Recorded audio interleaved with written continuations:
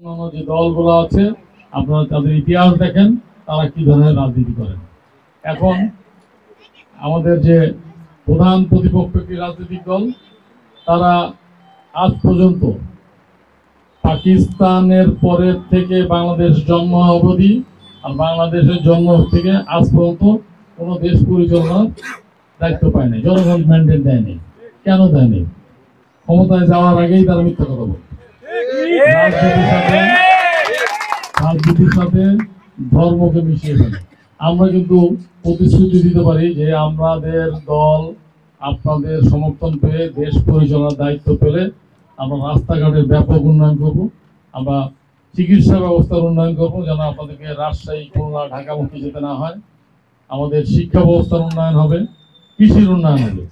কিন্তু আমরা আপনাদেরকে গ্যারান্টি দিতে পারবো না যে আপনি বেচতে যাবেন।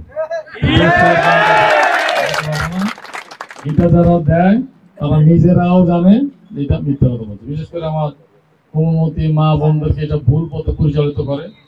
আমি আমার মাদের বলবো, এরপরে তারা যদি টিকিট বেচতে আসে, দয়া করে বলবেন যে তোমার ওই মার্কায় ভোট দিলে যদি বেচতে যাওয়া যায়, তাহলে বাংলাদেশে তো 10% মানুষ আছে যারা মুসলমান না, তারা ভিন্ন ধর্মী, তারা বেচতে যাবে কিভাবে? তারা যদি তাকে ভোট দেয়।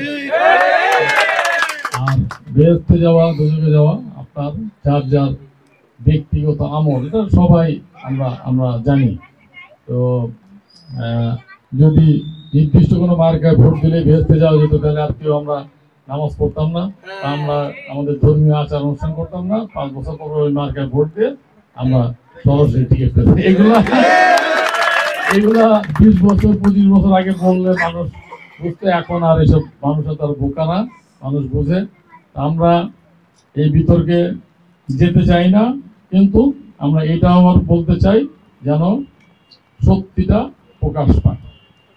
দেখেন, দীর্ঘ 17 বছর আমরা সংগ্রাম করেছি। আমাদের নেতা কর্মীরা লক্ষ লক্ষ মামলায় তারা আসামি হয়েছে, বহু মানুষ গুম হয়ে গেছে।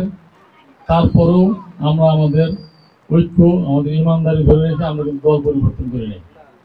সাময়িকভাবে হয়তো আমরা সক্রিয় ছিলাম, তো নিষ্ক্রিয় ছিলাম, এটা এখনো করি নাই। আমি অনুরোধ করব, আপনারা যারা মুরব্বী আছেন, তরুণ প্রজন্ম আছেন, আমাদের নেতার স্লোগান দিয়েছেন, তরুণ প্রজন্মের প্রথম ভোট ধানের শীষে। শুধু তরুণ প্রজন্মের প্রথম ভোট ধানের শীষের পক্ষে হবে ইনশাল্লাহ। আর প্রবীণদের ভোট সব সময় ধানের শীষের হোক, এই আশা ব্যক্ত করছি। বৃষ্টির মধ্যে আপনারা ধানের শীষে ভোট দিয়ে ধানের শীষের প্রার্থীকে